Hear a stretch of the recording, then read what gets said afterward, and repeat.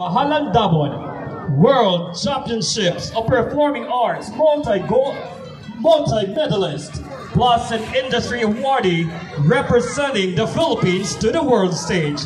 Ladies and gentlemen, our very own Obonganon, Rona Jane Lofranco Cañete.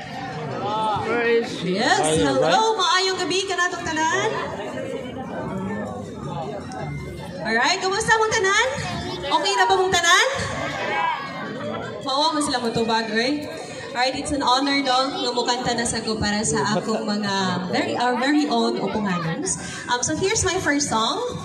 I guess everyone is very familiar with Casey Tandingan's Mahal Ko o Mahal Ako.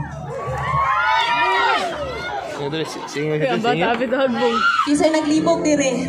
Kung kinsa ilang igugma. Kinsa ilang pilion.